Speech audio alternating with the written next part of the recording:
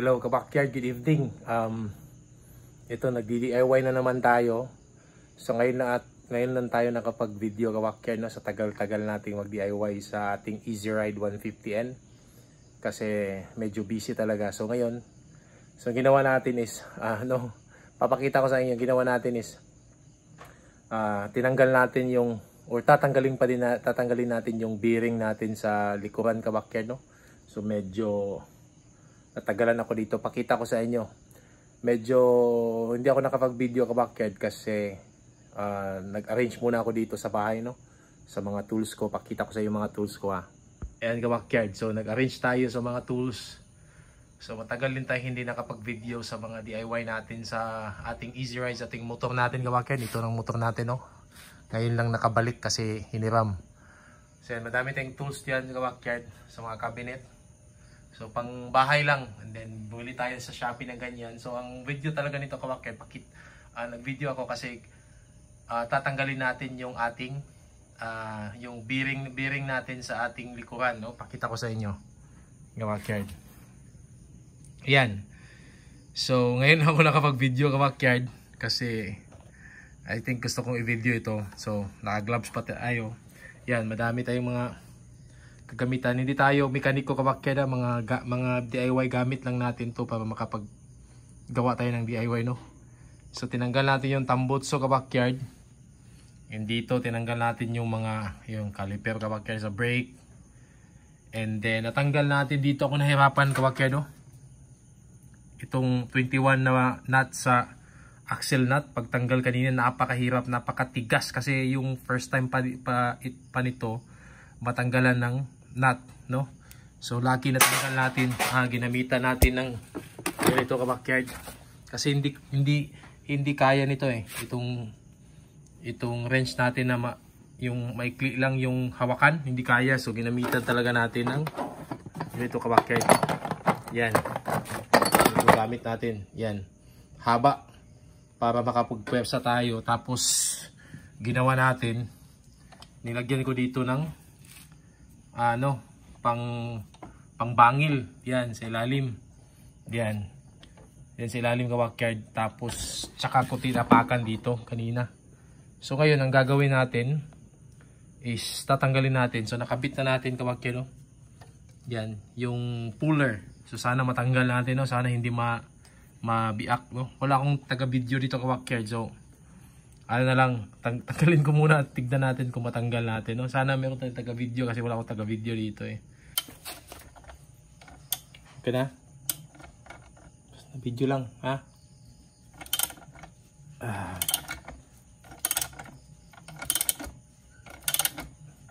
So ka-backyard, kanina napakatigas. WD-40 lang. Ayan. Para hindi mapuwersa. Yan, patanggal na siya ka-backyard, oh. Kita nyo? Kita nyo? Layo gamay na. Yan. So itong puller natin, Shopee lang din ito. Number 8 na puller. Yan. So DIY lang tayo dito ka-backyard. Yan, tanggal na. Yun. Grabe ang tigas kanina.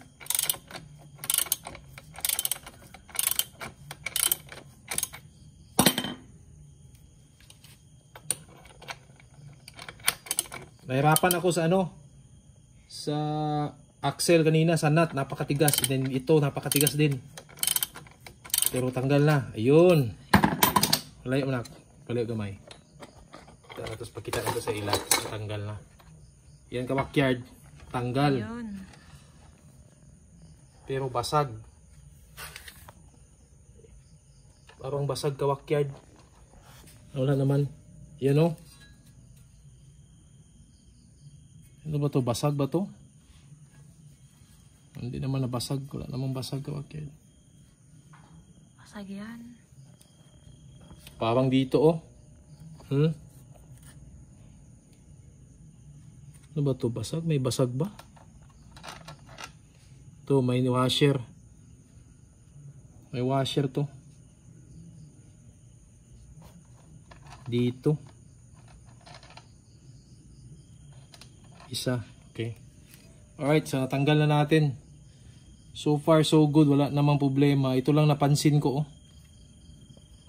Oh, parang iwan ko lang kung ano to. So ilalim naman to ka-backyard.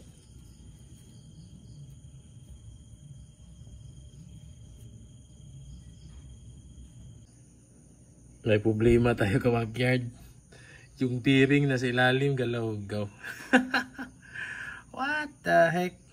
You know, hindi ko lang kung paano tanggalin to. Naiwan ka-backyard eh. Parang nabasag siya. Kita nyo may basag oh. Pero may ano naman siya. Ano na may parang pwede pa to kasi dito lang eh. Pero iwan ko lang kung bakit na iwan yung bearing ka-backyard. Nako, damage ang swing arm natin. Tigas, napakatigas talaga. Tapos yung bearing nasa ilalim. Iwan ko lang kung paano tanggalin tong bearing na to ka-backyard. Kailangan natin ng puller nito. Kaso wala tayong puller. Yung maliit na puller para papasok dito. Para mahila siya. Palabas. Subang tigas ka-backyard. Nako. So pag hindi na ito magamit, bili na lang tayo ng bago. At least nasubukan natin. You know? Bearing, kita nyo?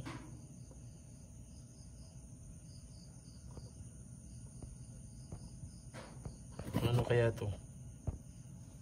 Yan, hindi ko mahila. Meron akong puller dito pero hindi kasya. Hindi siya kasya.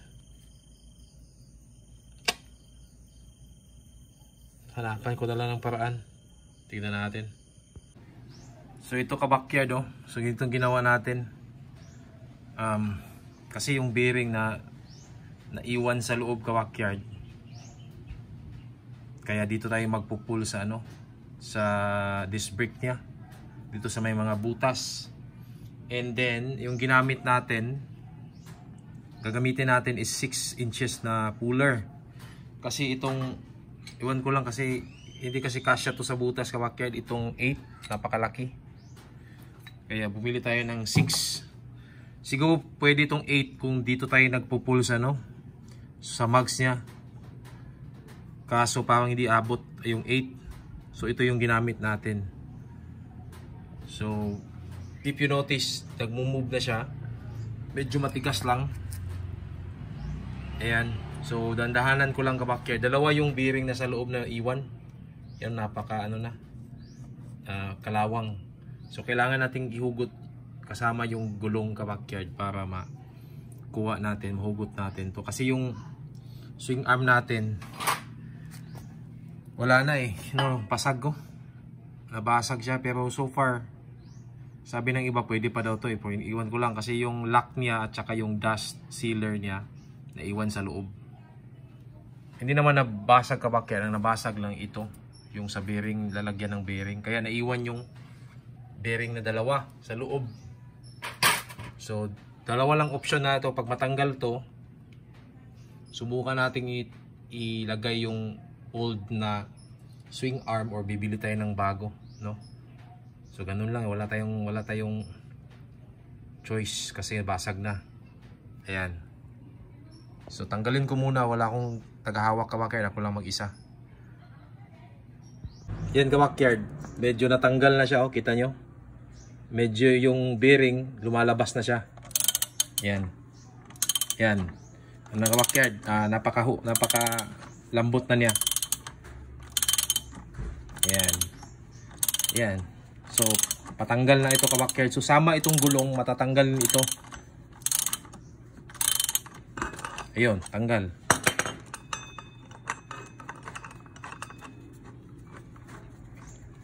Tuloy natin. So 6 inches lang or yung 5 or 4 pwede ata dito na. Ito nabili natin is 6.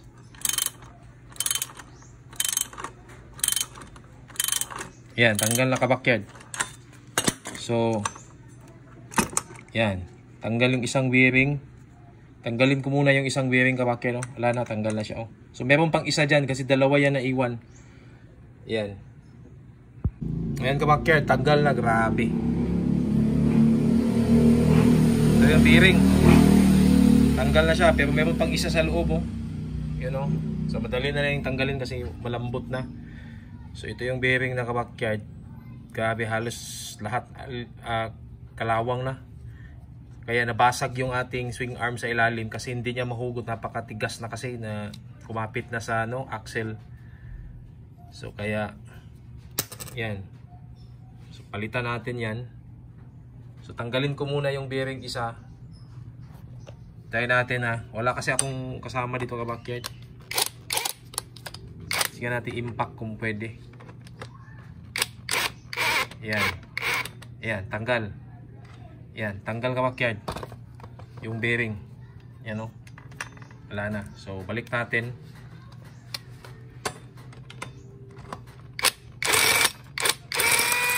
Yan. Yan. So, ito yung bearing isa. Tanggal, dalawa. So wala na. So yung natira doon, yung nabasag, yung natira doon sa ilalim, yung nabasag, yun know? Nabasag na kasama sa swing arm. Siguro bili na lang tayo ng bago ka-backyard na swing arm. So gagawin natin dito, lilinisan na natin ng mabuti para hindi, at saka regular tayong magpa-check. Kasi sa akin ka-backyard, after 2 years ko pa na buksan to kasi medyo busy, yun yung nangyari. Damage yung ating, hindi sana yun madamage ka-backyard, ito yung ginawa natin.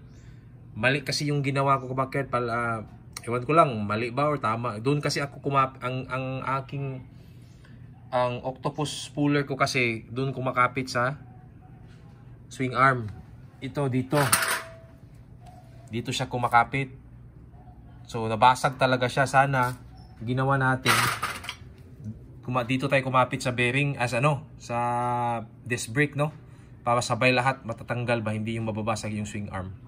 So nagkamali tayo. Sige lang, okay lang. DIY lang naman ito ka-backyard. Hindi tayo ganong maalam dito sa mga motorcycle. So anyway, tatanggalin ko muna yung natira doon ka-backyard. Alright. Yan ka-backyard, natanggal na natin. So ito yung natira ka-backyard, oh. Kita ko sa inyo, ha. Yan. So, ito yung nabiak. May washer pala dito, may kon pala dito ka-backyard, oh. Ano to? Anong tawag nito? Washer sa loob. Yan, ito yung natipak. Yan, guma, yung cover niya, at saka yung unahan, yung kaunti sa dulo. Iwan ko lang kung anong gagawin dito. Pwede pa ba to? Or hindi na, parang hindi na pwede ka-backyard. Kasi may cover siya, no? Dust cover, oh. Wala na, tanggal. Dalawa yan, oh. Pati guma tanggal. Pati lock tanggal din, oh. Lock niya, oh. Wala na. So ang importante ka-backyard, natanggal natin. So yun lang. Nagkamali tayo. So nabasag kasi sa sobrang tagal. Wala na. Ano tawag nito? Puro kalawang na lang. Yan, oh. Puro kalawang. Grabe itong kalawang ka-backyard, itong isa, oh. Yan. Magkaspang na siya. So papalitan natin ng bago. At least natanggal natin, na-solve natin. Pero yun nga lang, nagka-damage tayo sa swing arm. 2.2 pa naman yung swing arm ka-backyard. 2.3, 2,200 sa Shopee. Pero sabi nila pwede pa daw yung swing arm ko. So tignan lang natin. Alright, so hanggang dito na lang ka-backyard. See you in the next video.